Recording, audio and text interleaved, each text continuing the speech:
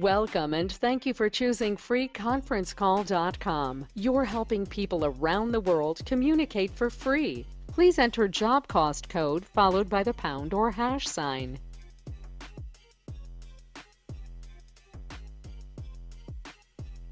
You are the only participant in the conference. The conference has been locked. The recording has started.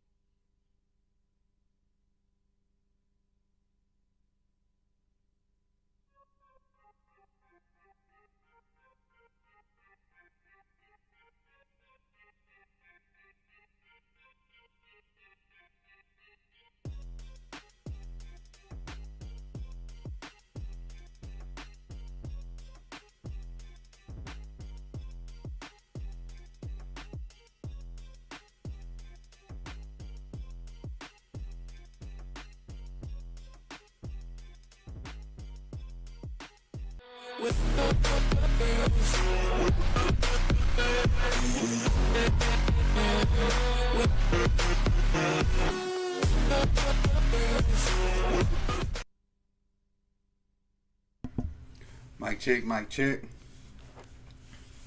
Mic check, mic check.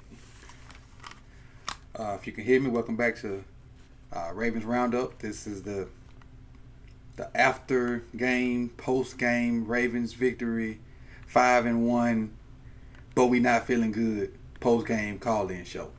I'm your host, Coach Evans, back in, and before I open the phone lines up, I'm gonna just run through my thoughts and what I saw of the game, and then go from there. And then we can talk about, we can get in the chat box. We can talk about the stats and all that good stuff.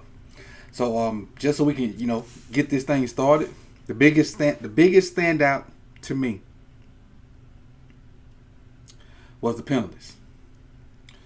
We're not a team that's built to play behind the sticks. And for those that don't know, let me bring this down a little bit so you can see me.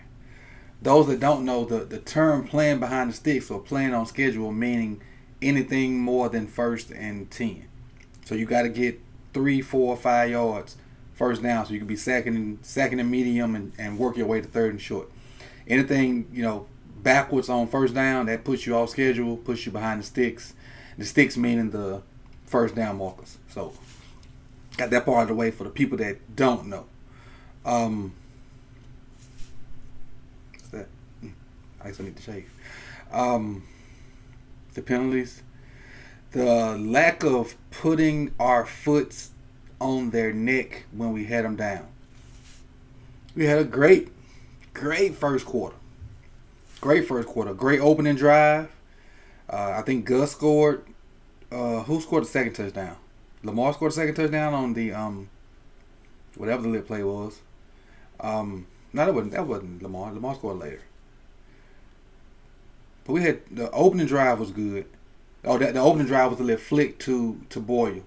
And the second touchdown was Gus. But we had a good first quarter, and it looked like we were on our way to completely blowing these guys out. But we didn't keep our foot on their neck. We allowed them to hang around. Those field goals from Justin Tucker were huge. Tucker is almost like Curry out there from, almost anywhere on our side of the 50, wet. But I will say this. For the most part, the defense played their butt off. But you can see the fact that we didn't sustain drives, they kind of got tired. The defense, let me give you a synopsis of the first couple possessions for the Eagles. Let me find it on my screenshot. Hold on. Here it is. The first 6 drive for the Eagles. 5 3-and-outs. 3 sacks allowed. A fumble loss. -7 yards. On their first 6 drives. And we win by 2. Let me repeat that to you for those that didn't hear me or coming in late. 6 Eagles drives, their first 6 drives. 5 3-and-outs, 3 sacks allowed, a fumble loss, -7 yards total, but they only lose by 2. With a chance to win that, with a chance to tie it late in the game. All right, we got to find the killer mentalities, not literally killer, but y'all know what I mean in sports terms. We got to finish guys off.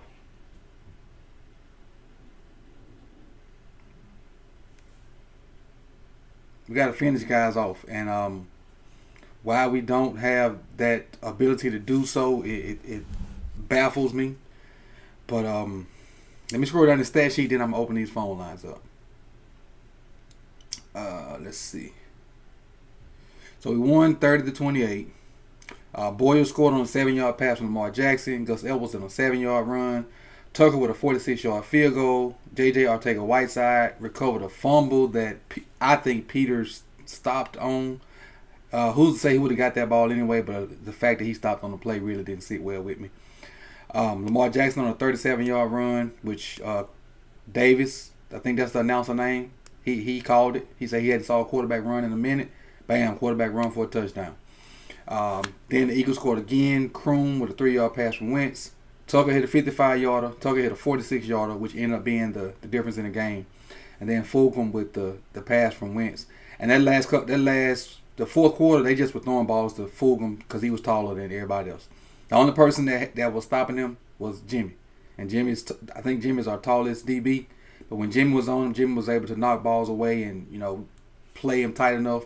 But then when he was on other guys, they just basically just threw it up and told him to go get a jump ball. He didn't beat those guys in coverage. He didn't, run these great routes. They just threw it up, and you're taller than, Peters and Humphrey and whoever else guarding you other than Jimmy Smith. Go catch it. They did. That's what they was doing. That's nothing schematically that they did to get that guy open. He's just taller, a taller athlete than the guys that were defending him other than Jimmy Smith, and that's what they did. They found a mismatch, and they tried to go to it. Because when they tried to throw him the ball a couple other times, Jimmy was all over him. But, when he got matched up on other guys, they were able to just throw it up, and he caught some balls. And then the pass interference on Peters was trash. That was trash. That was trash. Now let's talk about the O-line for a second. Yes, at right guard we had some issues, but again, who did they have to block at right guard? It's Fletcher Cox. Almost every guard in the NFL gonna have problems with Fletcher Cox because he's a premier defensive lineman, kind of like Calais Campbell. He's a premier defensive lineman. So I'm not making excuses for him, but you gotta keep in mind, Phillips is a rookie. Who did they put in when he got hurt? I think they put Macari in. He's a role guy trying to block, probably an all-pro, a consensus all-pro every year. Consensus all-pro every year. One of the best D linemen in the game between, him, Calais, Aaron Donald, guys like that. Now, none of them's Aaron Donald, but, it's... If we double him, then somebody else coming free. Because 55 for the Eagles is good. And then Sweat was balling. I don't know where he come from. Sweat was balling. But luckily we got the win. We 5-1. So I'm not happy with the showing, but let's kind of open this up and hear from you guys. Well, let me scroll through this time possession because I like time possession. Stat wise, Carson Wentz threw for 213. Lamar threw for 186. Lamar had 100 yards rushing. Lamar had 108 yards rushing.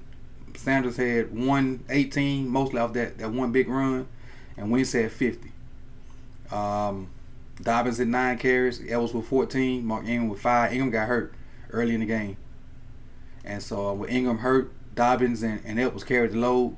Dobbins 9 for 28. Edwards 14 for 26 for 1.9 yard average, and that's an atrocious yards per carry.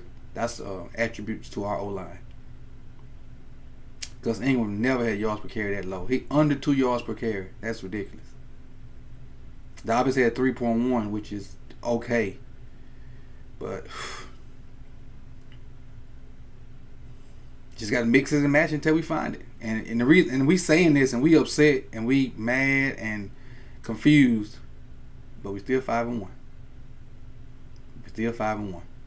Fulgham had 6 catches for 75 yards. Ertz had 4 for 33, and Ertz was covered a lot by Marlon. Marlon had another punch out, I think. Had potential. Had one. I think he had two. And almost got another one. Hightower with that one long catch, which I think was a busted coverage. No, on the busted coverage, he dropped it. Jimmy got over there and he dropped it.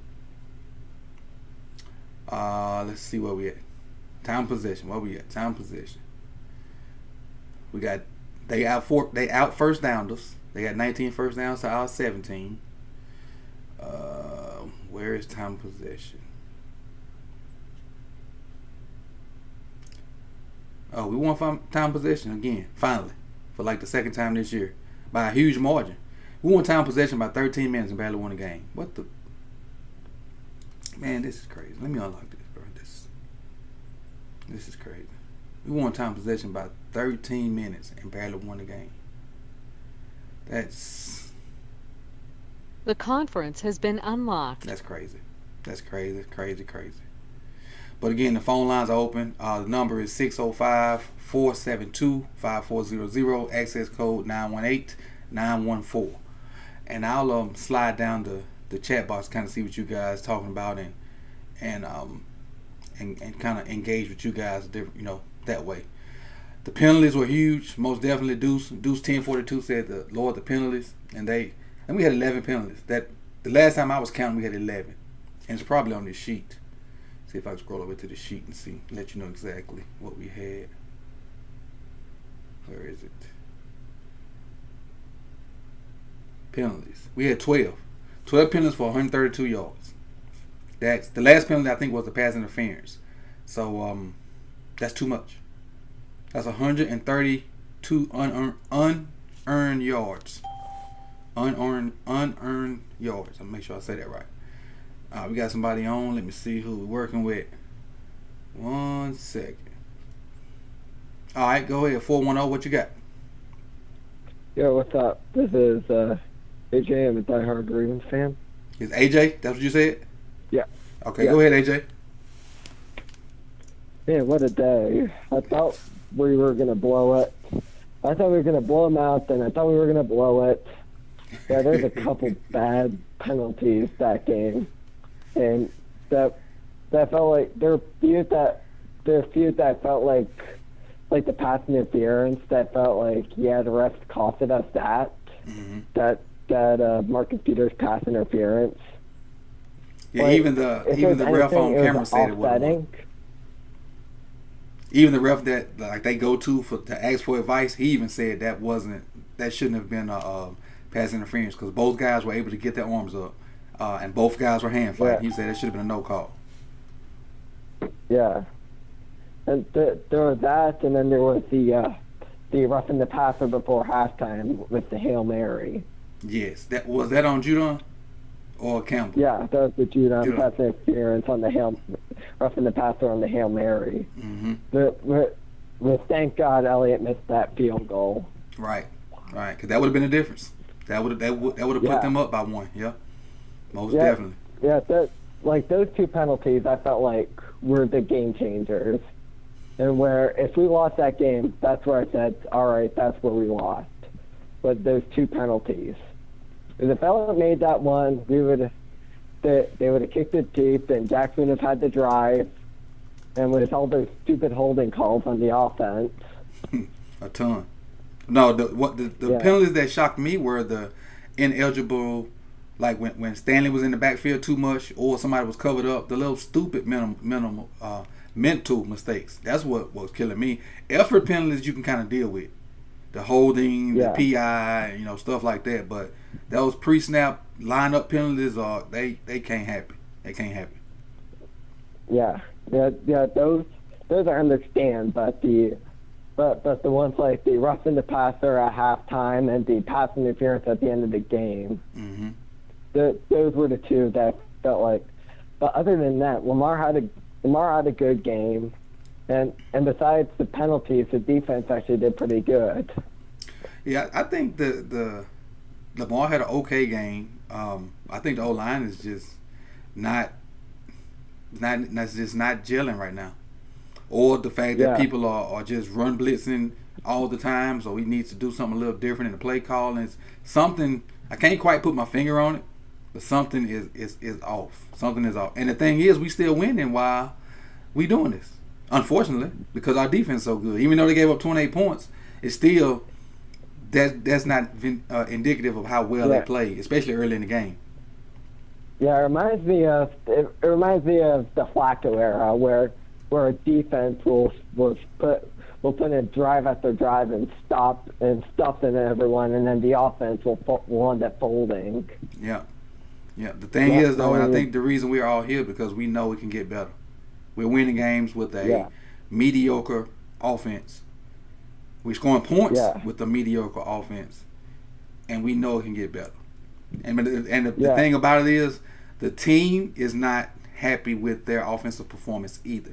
If it was just the fans clamoring and the team was okay and complacent, it'd be different. But they not happy either, which is a positive to me to know that they're gonna continue to work to get better. They're not just gonna rest on their laurels and think, okay, we scored 30 points, it's great. But you left probably 21 points out there. Yeah, Lamar himself said that we need improvement on offense. And Lamar had an okay game. I mean, no turnovers, but but the incomplete passes at the worst possible times. Yeah.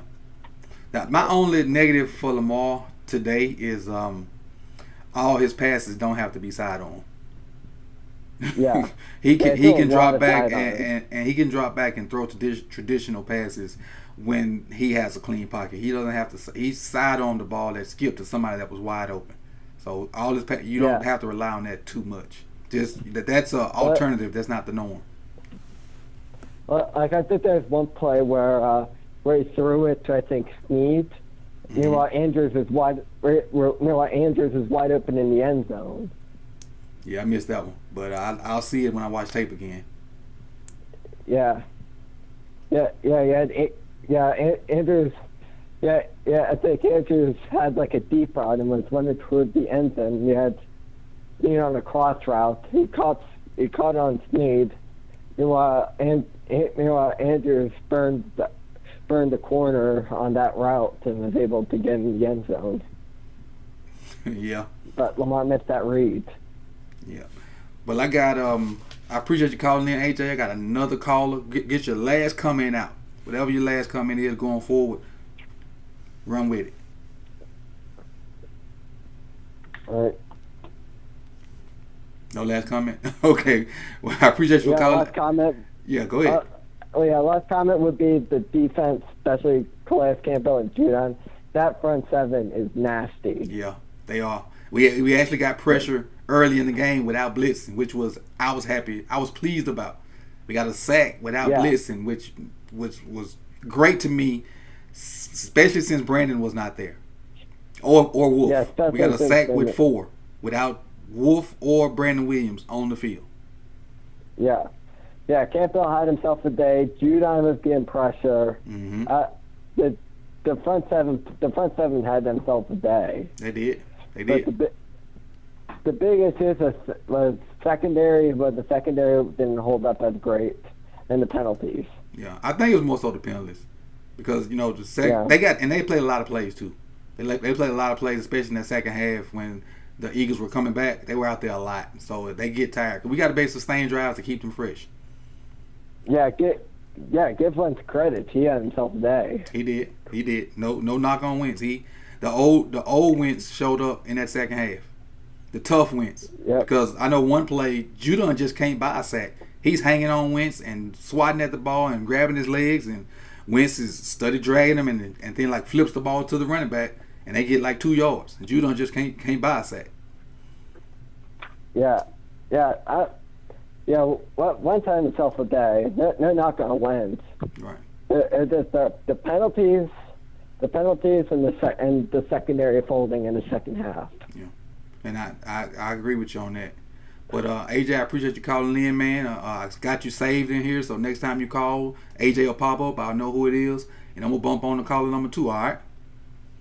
All right. See ya. Appreciate you.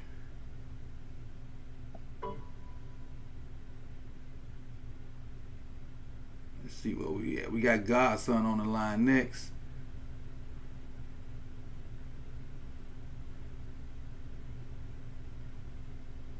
Unmute.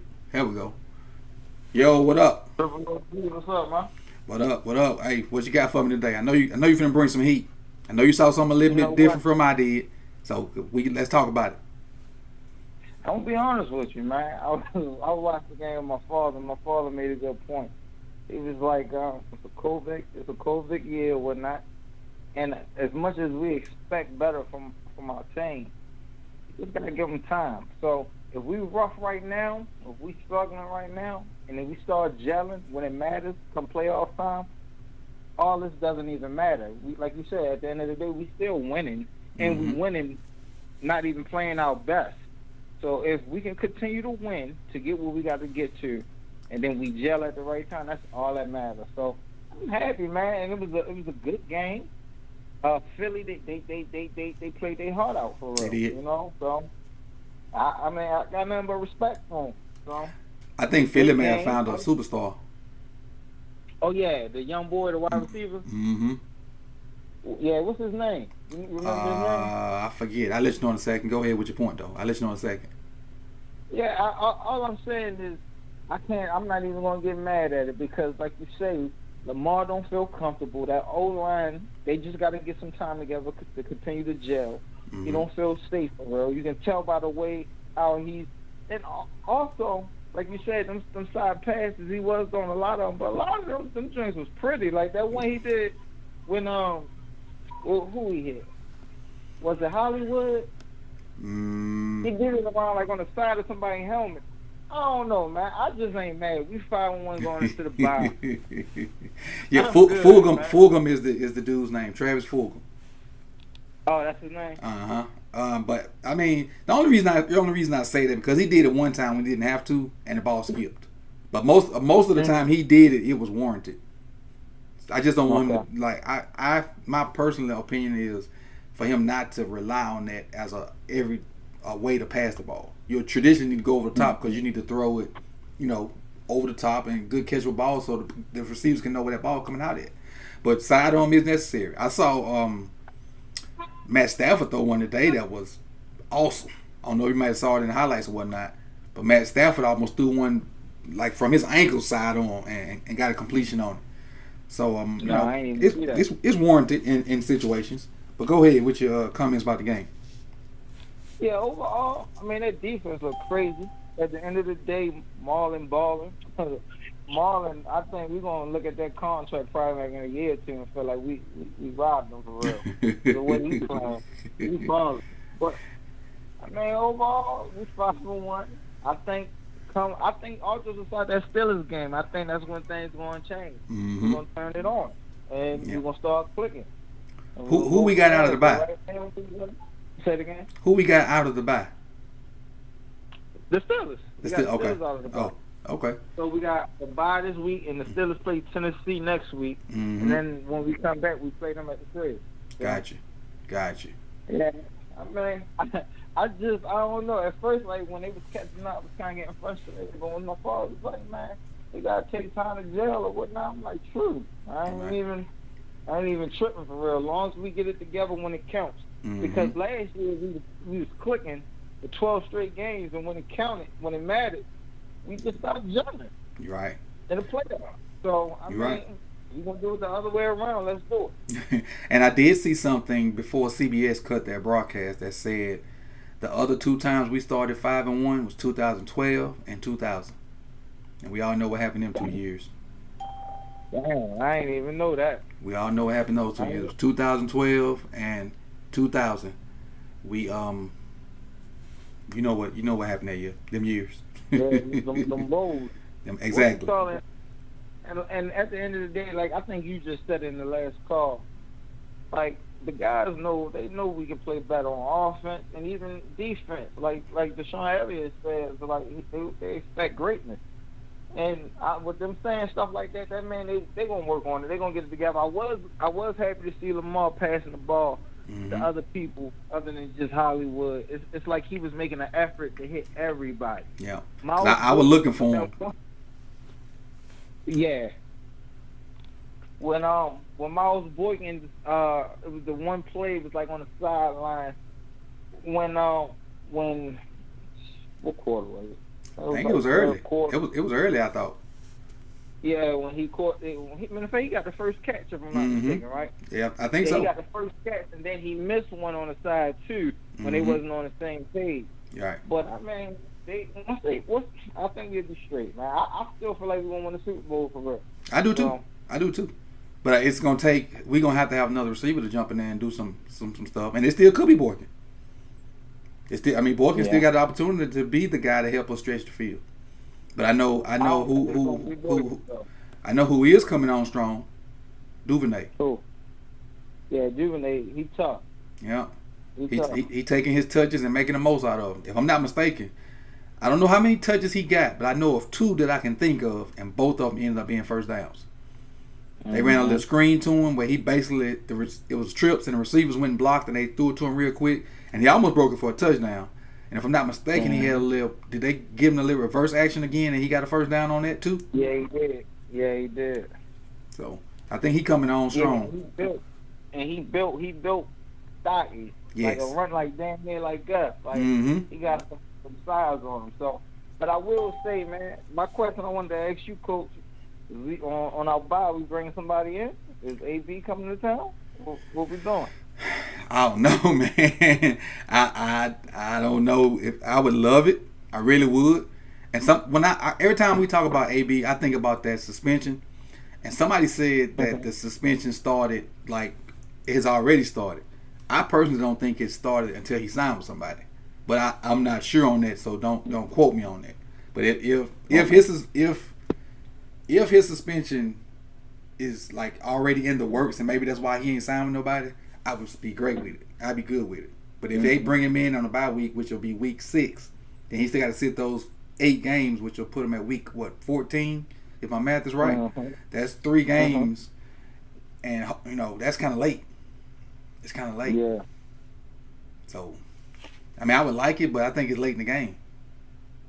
Yeah, like you say, if we could sign him this bye week, and then week 7 he don't play against the Steelers, but he can learn the playbook, and then he be ready. Yeah, that'd be perfect. Like that'd be perfect for real. Then like somebody just put in the chat box that he'd be available to play week 9 if we signed him. Yeah. So if that's the case, I'm all for it. I'm all for it. Yep. I'm for it. I'll say do it if we can pull it off. I mean, right. And he'd be cheap. He'd be cheap. What, that minimum? Yeah, most definitely. And then it's gonna be prorated because he only playing 8 games. Yeah. Last question. How you feel about Bell going to Kansas City, man? The rich get richer. Them boys. The rich get richer. Like the Pats or something. Like another shit like that. Yep. They get everything. The rich getting richer. It's crazy, but if he don't destroy their locker room, it's gonna be us and them again. Even if he do and they just cut him, it's still gonna be us and them again. I don't know who I'm fooling. It's us too. Yeah. It's us too. They ain't even need him. They just like, you know what? We'll take you. Come on. Right. That's crazy. Once I seen that, I was like. And he's an older, more experienced Clyde Edwards-Helaire. Same skills. Both of them catch balls. Both of them can run a few routes. Both of them patient in the run game. He's just an older version of that. So they got the same guy, just in a different version, which spells doom for the guy that opted out for COVID. He shouldn't have did that anyway. Yeah. What's his name? He was balling in the Super Bowl though. Yeah. Williams, yeah. Williams. But yeah, he about it. I thought he should have won MVP, to be honest with you, in my personal opinion. Yeah. But all right, Coach, man, I just wanted to pop in. Hey, I appreciate you, man. Appreciate you. We won't see you next week because we ain't got no game. But in 2 weeks after the Steelers, when we 6-1, we're gonna come and we're gonna be happy. We ain't gonna be talking about the bad. We just gonna take whatever. We're gonna take that 6-1, however we get it. If it's about 2 points, a half a point, 0.3 points, we're gonna take that W. And we should look more like ourselves on offense. Yes. Week what? What's that? Yes, with a week off. So yep. Start to ascend, man. I appreciate you, man. No problem, man. All right, be easy. Yeah. Let's see, it's 318 301. What's good? Who we got? What's going on? This is Joe from Maryland. What up, Joe? What's going on, man? I've been trying to catch you, man. I was like, man, I'm trying to get on there and talk to Coach, man. And every time you go do your post show about miss you, I'm like, damn, man, I miss Coach, man. Well, you got me today. What you feel about the game? Man, I tell you, I got a few questions. Like, Coach, man, what is it? MP Juice, man. Like he's an awesome DB. Can't take nothing away from him. But what is it with him so far back from the line of scrimmage on our short yardage? Like when I noticed like how far he's back off of the receiver every time we're like third and 7 or 3rd and 8 in the short down. They hit us with a slant every time, and it's generally in his direction. And I'm like, man, I don't understand why is he that. I understand Ertz. At this particular time, he was on Ertz. And Ertz, I understand Ertz he's an athletic tight end, but as far as blazing speed, I don't think he got that. No. And I'm like, why is he so far back off of him? and he converted on that play. Ertz converted, and they went on. I don't know if they got 7 or 3 out of that play, but I do know they put points on the board. I don't understand that. I think it's twofold with MP Juice Man. One, it could be he's trying to bait the QB, and he's thinking that he can, if he back up off him, they'll throw short and he can jump it. Two, I think is a respect factor too, depending on who the guy is. And we all know Ertz is in that top tier tight end category with Andrews and Kelsey and Kittle. So Ertz is right there, if not right there with them, right below it. So I think it's partly respect, and part because he's trying to bait the QB and he think he can maybe come up and get it. But I definitely recall, as you saw a slant, and I definitely saw him. They threw an out on him too. So that's 2 instances right there where he was on Ertz and got completions. And then it depends on what the call is. If he got deep thirds, and we know he gambled, but sometimes he do his assignments. And if he got deep thirds, he got to respect his zone too. We don't know unless we know the call, but we do know he's a gambler. Okay. We know he's a gambler, and which is I think what happened on the play where the guy almost scored early. And they threw a deep ball and dude dropped it when Jimmy got there late. I think. I guess there was, go ahead. Yeah. No, you go ahead. So now was that the play? I think they were talking about how Jimmy was supposed to have deep coverage and over the top, and the guy just burned out on, and then Jimmy couldn't catch him by that time because that was a TD all day. Right. I think Marlon gambled because he kind of when they showed the replay, the guy was running his route, and Marlon didn't even respect the fact that he could run past him. He just kind of slid inside and was waiting on him to cut, and the kid never cut. So it was too late to turn his hips and get back then. Yeah. And then another thing, Coach, like I said, I'm not getting it right. I understand these guys practice, and they work their ass off throughout the week. You know what I mean? They're highly dedicated to their craft. Right. I'm just not seeing the chemistry. Like the amount of chemistry, like I'm talking about the calls, the false starts, and lining up, even going to lining up in the wrong spot. Like, where's the chemistry? Boykin did, like, at first I thought it was Boykin, and I thought it was his. I did. I was one of the ones that was like, man, Boykin just too soft in there. He just, and granted, he's a different type of receiver that he's not going to be like a Calvin Johnson. Mm-hmm. Even though he's got that stature that he could body people, he that Notre Dame system, they're not bodying physical receivers like that. Right. And I'm before you go on, before people say it, I know somebody gonna say Claypool. Claypool's a different guy. He's a big guy, but he ain't built like those normal stiff Notre Dame wide receivers. So go ahead. Cause I know somebody gonna say something. Well, they got Claypool, and you can't compare apples and oranges. You just can't. And at first I thought it was him because I'm sitting there like, man, this guy's just not. He's just not physical on the outer to body itself in position to get the ball. And I'm like, I'm not seeing that. And I'm thinking it was all on him. But it really, I'm looking at it as far as the chemistry aspect. It's not there. That one play that he had, I think it was on the sideline. It was the third quarter, and him and Lamar it was apparent that they weren't on the same page because Lamar threw it where I guess he would have turned in like a back shoulder type deal. He like over the shoulder, and he just kept going. Yeah. And I'm just like, I'm thinking to myself, man, why is he doing it? Is it just his poor mechanics? He's not like poor kid. But this guy's been used so much as a decoy. Mm-hmm. I don't think he's prepared for the ball. Somebody said that last week. A guy called in the show and was extremely passionate, saying that after so many plays he out there and just running routes and not getting targets, you just kind of, you kind of spaz out. Yeah, Coach, and it's apparent. Like, and at first I was like, man, but he made a conversion. Like I said, it was the first quarter. I think he made that early conversion, and it looked nice. The connection looked nice, but I was like, man, the chemistry just seems like it off. And Lamar's throwing, he's leading our receivers, but they're stopping short, chopping their feet, and not running through the catch. Like they're just, like they're pulling up short. And I'm like, man, it's just the chemistry. It's really poor chemistry going on with our guys. Yeah, and it's mainly those two. It's mainly those two.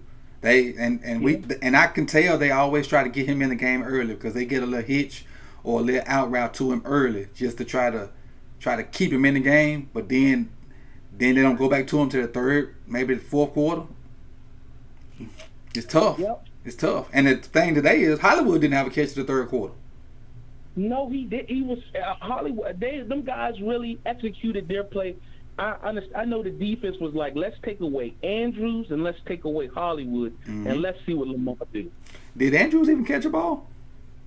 Andrews caught one late. There was third quarters when he converted. Hold on one second, Coach. I'm sorry. Yeah, he was 2 for 21. He won over here in Southern Cali. Yeah, 2 for 21. Yeah. But yeah, Coach, I ain't gonna hold you up. I just wanted to, man. I finally got on with you and talked to you. I said, man, I gotta holler at Coach. But, I appreciate it. I really appreciate it. I got you locked in. So next time, after the Steelers game, hit us up and we'll be here to talk about being 6-1. Yes, sir. All right, be easy. All right, take it easy now. All right, last caller, 516. Who we got? Hey, you there? Yeah, we here. Hey, Coach, how you doing? It's 518, not 516. Oh, old eyes. Oh yeah, 518.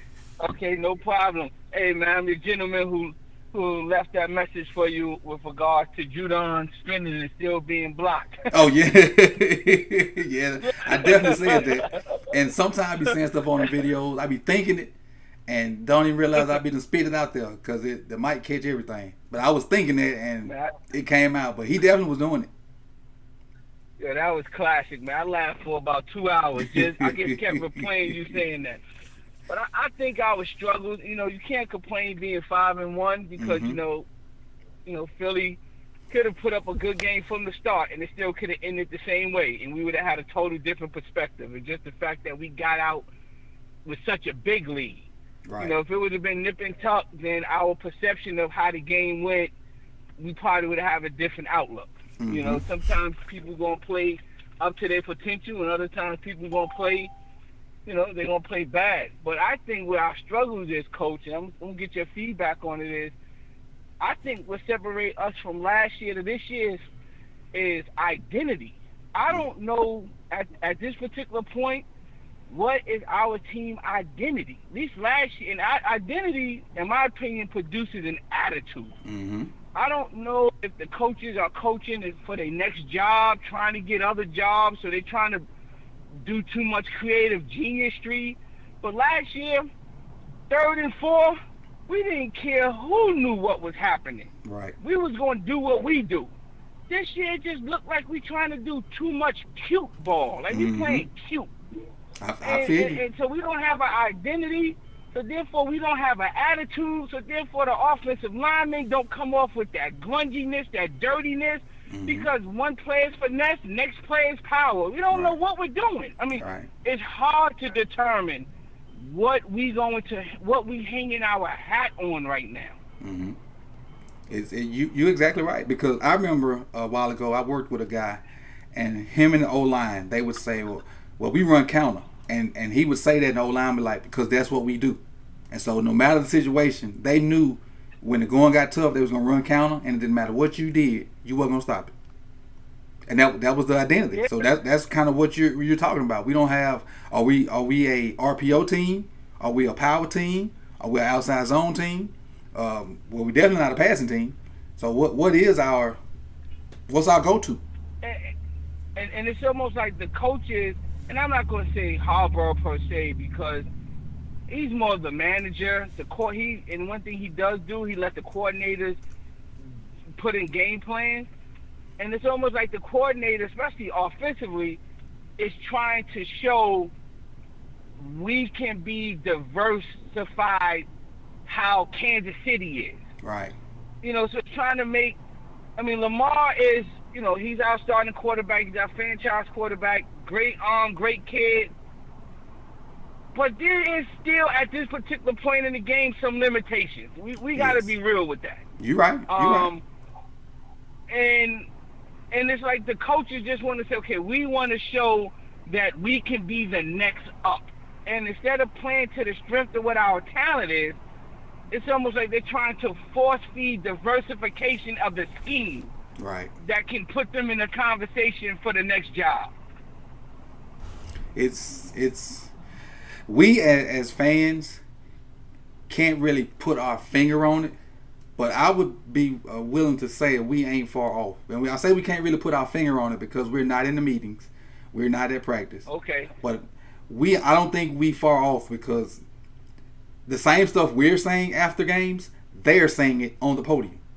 Like the players and the coaches are like, they not satisfied, they're not happy. We got to find, they're saying the similar things on the podium. So we don't have a delusional fan base, just because we 5-1. We 5-1 and we know we ain't clicked yet. So, but my thing is to be positive with it is that second half of the season, even if we lose a game or two, to be trending upward. That way, once we get to November, December, then it's clicking. So yeah, I'm upset because we ain't. But I'm not even upset. I'm disappointed because we not clicking on all cylinders. But as long as they acknowledge that it's a problem and they're not complacent with where we at just because we 5-1, I'm good with that. Because that means they're gonna work to get better. They're gonna work to try to clean it up, and they all know it because they saying it in the post game presses. Okay, so Coach, just another quick point, real quick. Okay. If we had to identify when push come to shove, rubber meet the road, and all the other, at the end of the day, all the other cliches that people throw around, who do we lean on for that emotional leadership to rally the troops? That's going to in the Tennessee game last year in the playoffs would have been one of those. And I'm not trying to, and believe me, I know it becomes blasphemous to always compare somebody to this legend. Right. But we needed someone to rally the troops, to go up and down the sideline, shake the furniture a little bit. It's for real. I mean, Ray was great at that. Yes. Ed would be his Robin to the Batman. In a game like today, in the second half, middle of the second, third quarter, going into the fourth, we needed some furniture shaking around there, man. You did. We did. And looking at that roster, who is going to be our step-up guy? Looking at the current roster, it should be Lamar, but he's not that type of leader. So then you look at Ingram. Ingram's more of a like a hype dude. So a lot of his stuff kind of come off as jokey. So but on the defensive side, I mean, Queen is a rookie, so that he really probably ain't really take on that role yet. The only dude that's over there that got the pedigree to do that is Campbell. And I don't know if Campbell's that type of leader. Yep. Now, question: do you think if they would have, solidified Judon with the money, with 4 year, 4 year contract, that he would have stepped up based on DNA, based on having his place cemented, and opposed to now he's just almost sometimes it appears that he's just playing to be effective, but I don't want to get hurt. Right. But thing is, he all he getting is pressures. They don't pay for pressures. Yeah, they pay for sacks. True. But then what I'm probably finna say is probably gonna be blasphemous. But the only person on that defense that probably could have moved some furniture moving, like you say, his ass got cut in preseason. And who is Earl? that? Yeah. Earl's that fiery type guy that when stuff ain't going right, calling people out, and that's kind of why him and Big Baby got into it last year when we lost to the Browns. He felt like Big Baby should have played, and we lost, and they had a conversation about it. Now that part of Earl was probably what we needed at some point, but I don't think we had him on the roster. Just gonna be what Ed and what Ray was. Queen could be that guy eventually, but not at the moment. I don't think Judon's personality like that. Campbell is a leader by do. I don't think he's a leader by voice. And Wolf may be a talking guy. Wolf seems like that kind of crazy, hype up type guy. But the guy that's doing it now is McPhee. You can't be missing. So you can't be missing games and trying to be the leader. Right. You got to be available. Yep. And because you got to be the trendsetter. And so the best part of it is about availability. So you got to be. I'm hoping that Humphreys, even from that DB position, can look left and look right and be able to say to himself, you know what? I got to assume the role of leader on this team, not just in leadership. Because you could be amongst a lot of people because you've been there 2 days before they have been, then that puts you up front. But leadership and leader is two totally different things. Yes, it is. It is. It definitely is that. Because we going to need it, man. I can see, I can see where the struggles take place, and we don't have that furniture shaker, man. Right. Who can really get everybody to get myopic, focused, and ready to tighten up them bootstraps. Right. We don't have it on the roster yet. That's something that's not coached. You got to have that in you, or you don't. And some people will go back to say is Harbaugh used to try to get rid of those type of guys. When some people would throw that out there, so maybe that's why we ain't got anybody in the locker room like that. They say, he would try to get rid of alpha guys. I mean, but I know Juice Man's an alpha guy. Marlon's heading in that direction. I think Queen's gonna be that guy. I think Queen and Harrison's gonna be that guy because I think they're gonna be Ravens for a long time. Okay. Well, we need them to grow up quick, man. We do need it now. You're right. Because despite our best efforts, it don't look like, despite the preseason predictions and everything, it don't look like Pittsburgh is going nowhere. Right. We're gonna have to bring it. They're getting better. They're establishing the identity, and more importantly, they're establishing a mentality of what they want to do and how they want to do it. Them coaches is not coaching for their next job. Them coaches is coaching to solidify the job they have because of the year they had last year. Yeah. And that's two total different approaches, Coach. It is. Two total different mindsets, it is.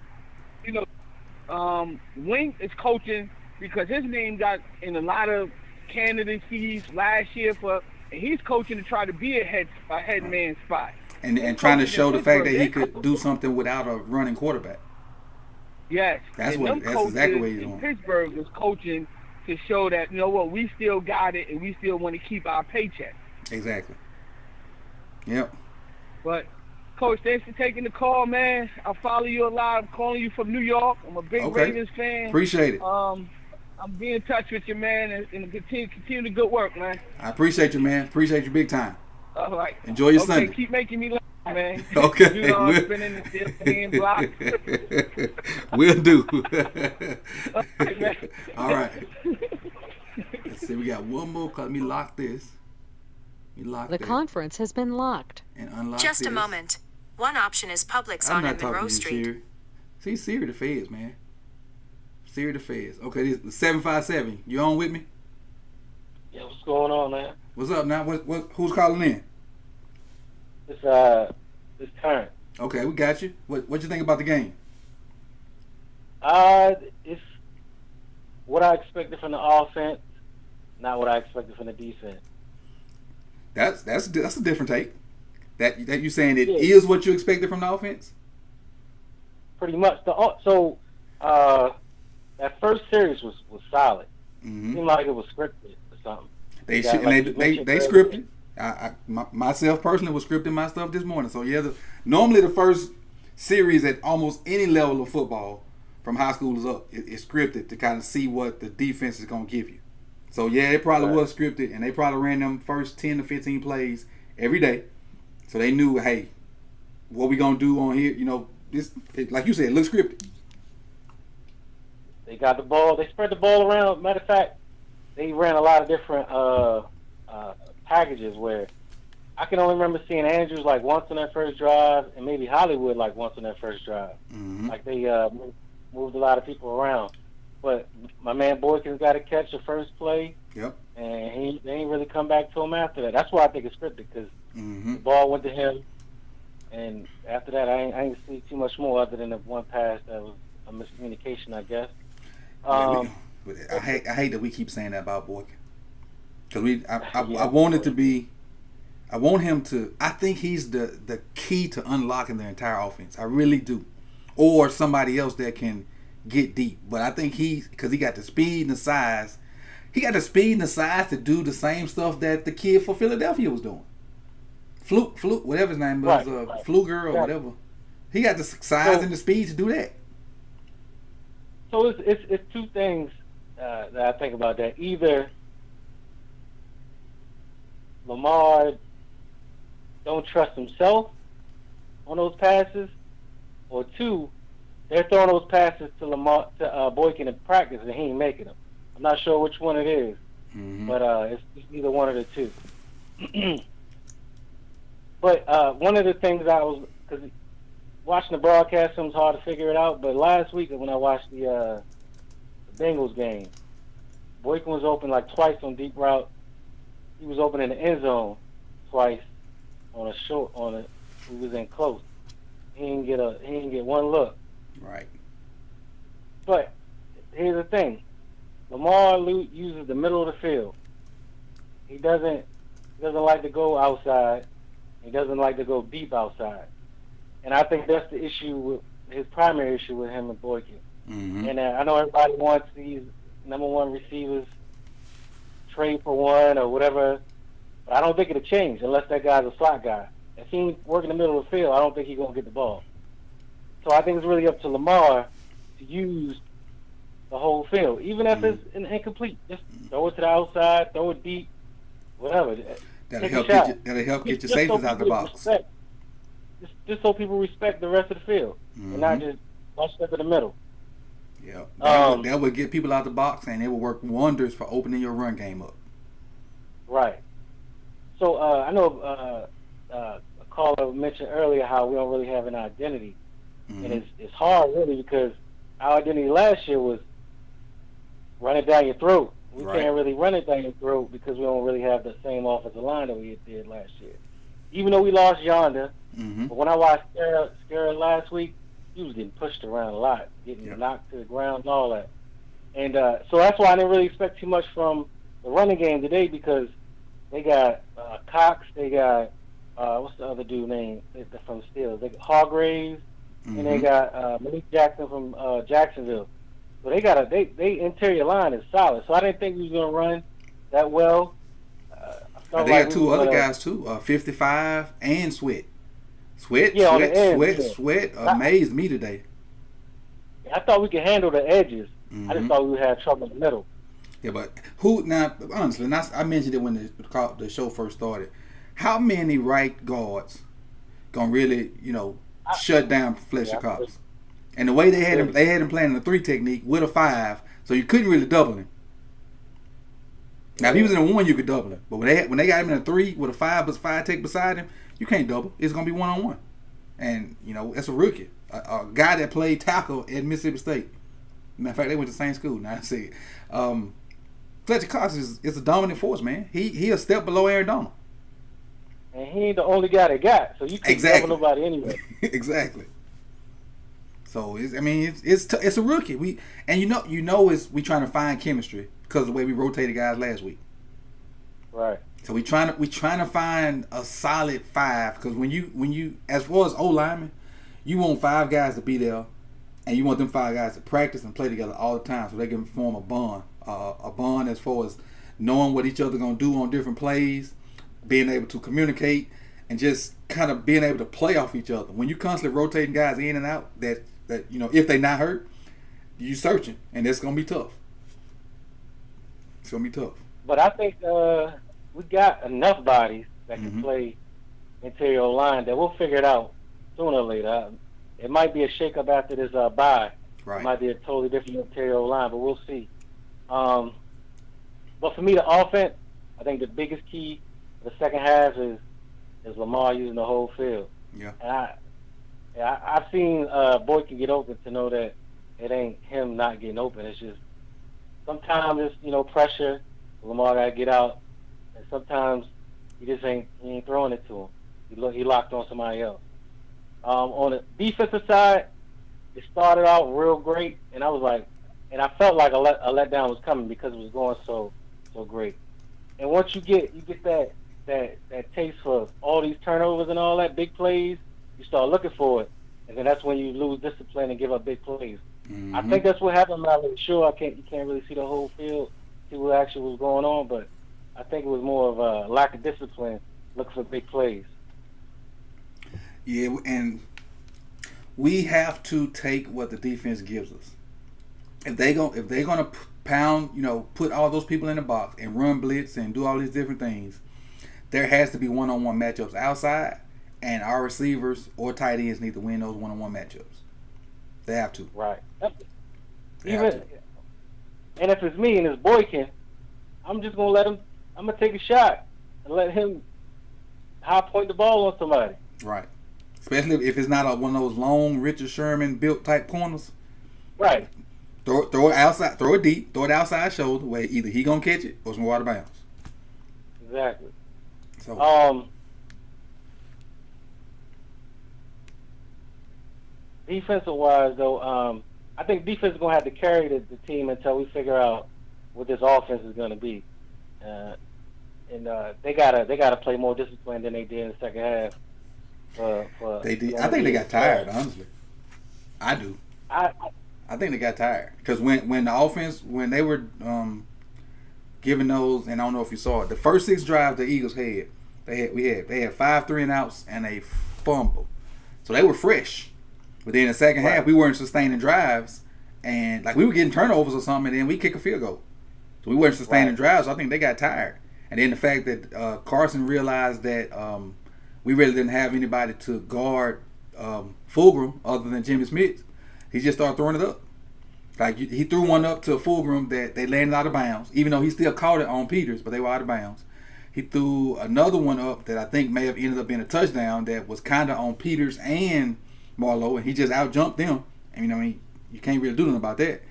And if I'm not mistaken, the couple times I saw Jimmy guard him, Jimmy kind of clamped him down. But Jimmy's 6'2". Right. So, right. It is what it is, man. We just got to figure it out. And but as much as we complaining, we 5-1. And we all know that we can get better. The team knows it, the coaches knows it, and we as fans expecting it. So, my thing is just if they were complacent, I said it earlier, if they were complacent and they sounded like they were cool with us being 5-1 and ain't nothing wrong with the offense because we 5-1, that'd be different.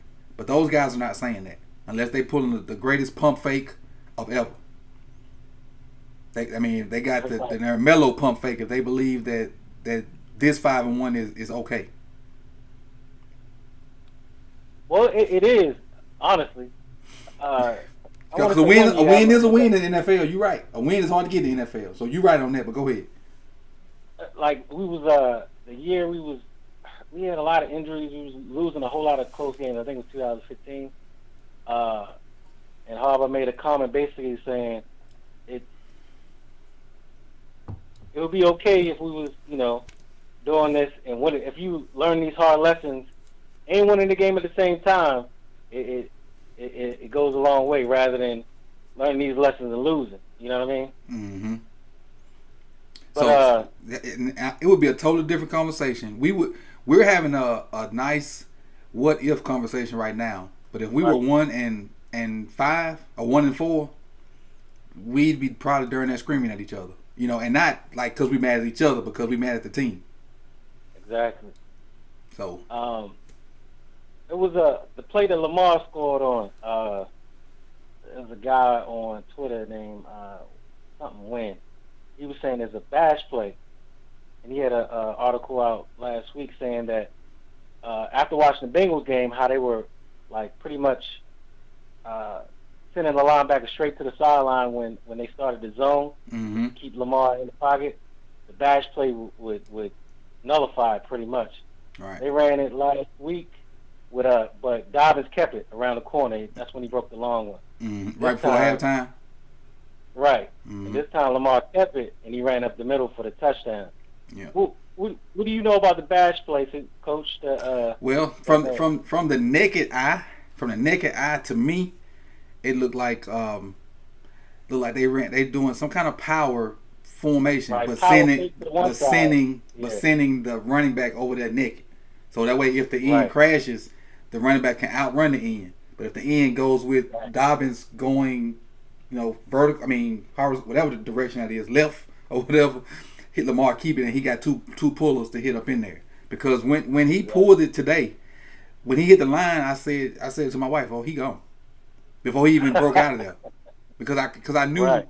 there wasn't nobody else in the middle of the field, because the middle linebackers had went with the fake to Dobbins. And so I knew he was gone because of his speed. But as far as to me, bash is something different. But a lot of different coaches, a lot of different players, people that talk about football, they have different terminologies and probably be saying the same stuff. So I would have to look and see what that is. If you follow me on Twitter, send me the put my thing in there so I can kind of see what you're talking about. I definitely would love to take a look at it. I got Just tag me in it. That's what I was trying to say. Just tag me in it. And one last thing about what you mentioned about Harbaugh, how people saying he like alpha players or whatever. So Harbaugh was brought in after the 2007 season. Somewhere up in there. Like 5 games. Yeah, somewhere up in there. Our Super Bowl was Week 17 against the Patriots when they were undefeated, right? We had them at the 2-yard line. I think we was winning most of the game, and they was at like the 2-yard line. They called a pass interference on somebody. We had like 3 players get ejected from that game, right? Mm-hmm. And after that game, Billick got fired, right? Mm-hmm. But Harbaugh was hired to set some rules and guidelines, some structure. Structure, Mm-hmm. exactly. So when he came in, of course, I'm pretty sure the players were probably running the locker room. They did what they want in the locker room. And he was brought in to fix that. So his issues with alpha players, not really. It's like, hey, if I'm the coach and I say you can only have one locker, and that's what it is. Right. It shouldn't be no back and forth. I don't right. think he really has a problem with alpha, but he had to set the standard when he got here, or he would have got ran over. Right. And I think that's part of the reason why BP don't like him, because I think BP was part of them guys that he had to kind of put his foot down on. Right. So I think that's why he still got that nasty taste in his mouth toward Harbaugh, and kind of, I don't even say he speaks ill of the Ravens, but he ain't the fondest. I was trying to give him the benefit of the doubt because I flat out don't like the way he talked about the Ravens, but ain't no purple Kool-Aid for him. I almost feel like Shannon Sharp said about Ray Buchanan. If I see him on the side of the road broke down, will I stop? No. I saw that this week. Yeah, I remember when Shannon, and I might be telling my age, but I remember seeing that live when Shannon told people that. Yeah, I didn't remember that. Yeah. Mm-hmm. I think Denver were going to the Super Bowl, so it had to be like 97 or 98, somewhere up in there. 97, 98, yeah, exactly. The last thing is just to touch on some special teams. Crochet. I know people don't like. People would prefer a more explosive guy back there, but the dude is solid. Yes. This is the second week he done got the onside kick. He done recovered the onside kick with no issues. The ball ain't bobbled. He snatches it up and falls on it, and it's over. He got them hands.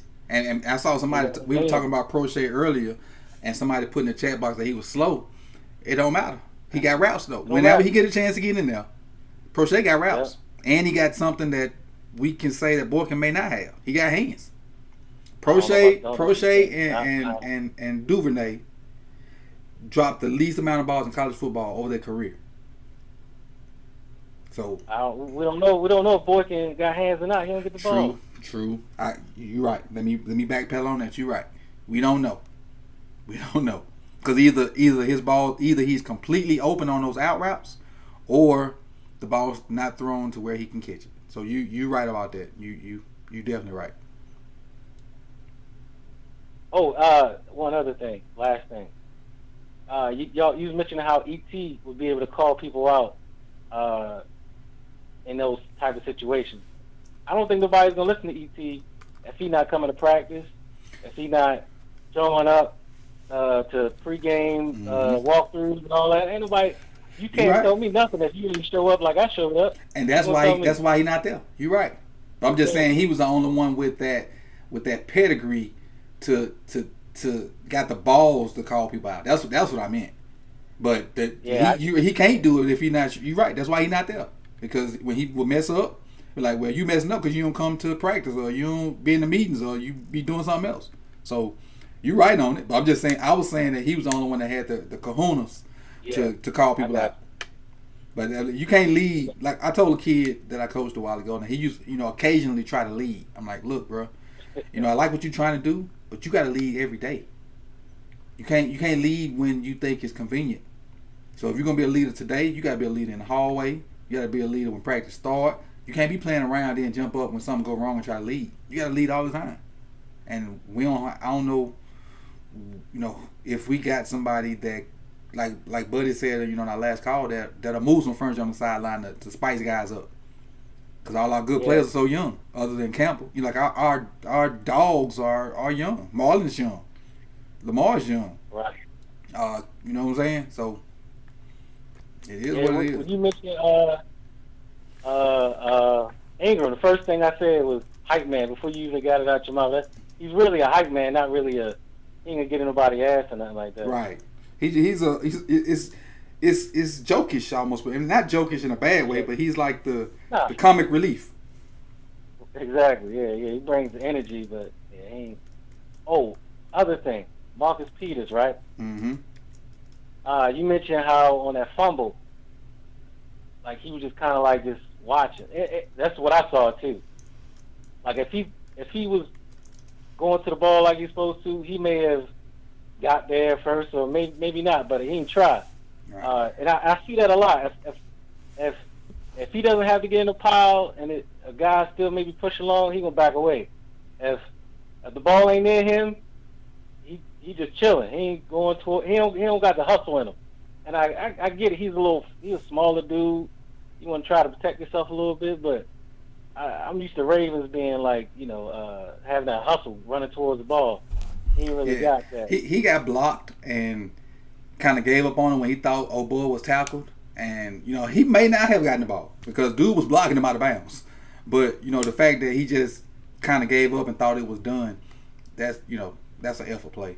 Because, realistically, he probably couldn't have got to that ball. But I just would have liked to see him try at least maybe kick it out the end zone or something. If he kick it out the end zone, it's a touchback. Right.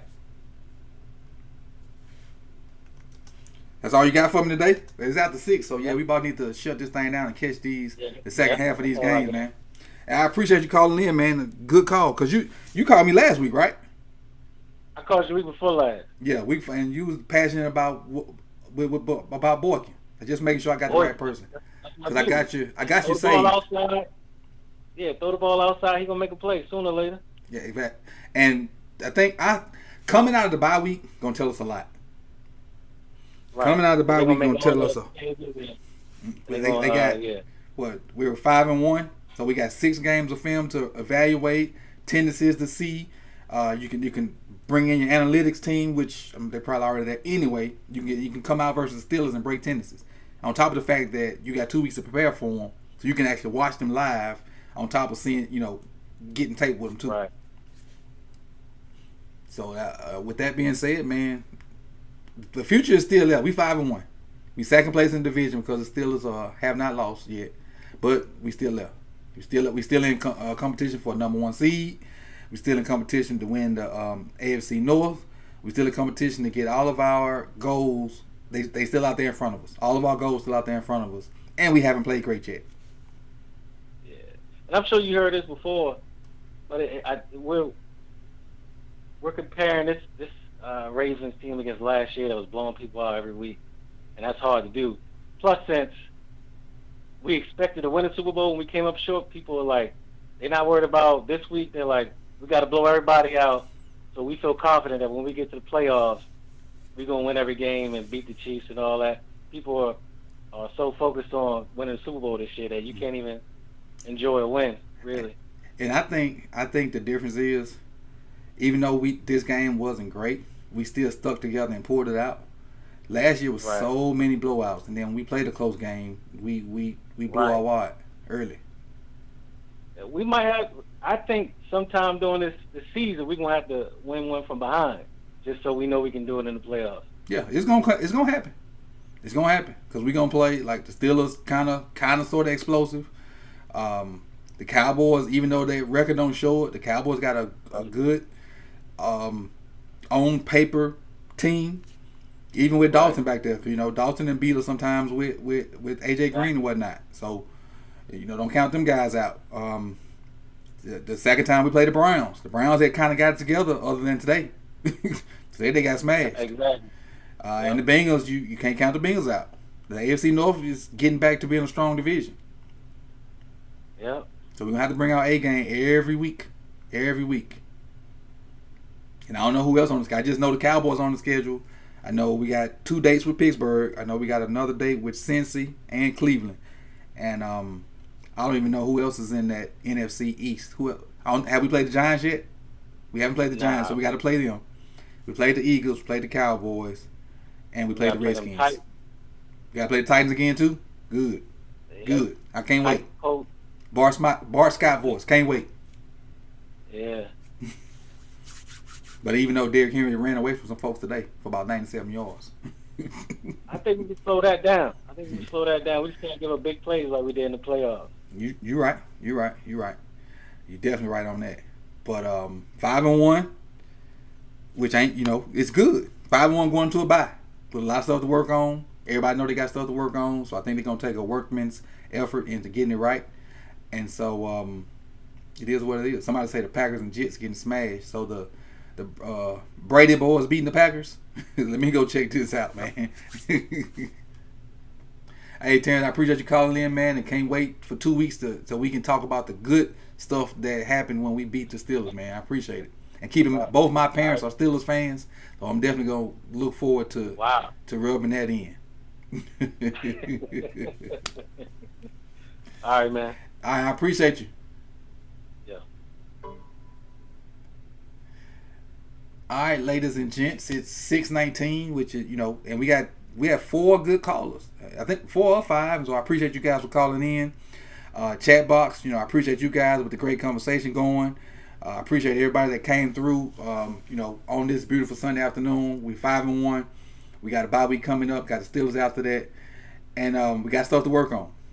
But we're 5-1. We're 5-1. And somebody said on the broadcast, and I saw somebody put in the chat box, last time we were 5-1, good things happened in February. Good things happened in February. So, with that being said, man, I'm gonna sign out for today.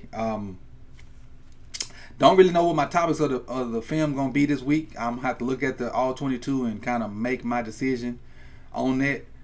But hey, man, I appreciate you guys. I appreciate it. While telemarketers calling me again, I need to block them. This is Coach Evans with Sip Talent Films, and I'll see you when I see you. Peace.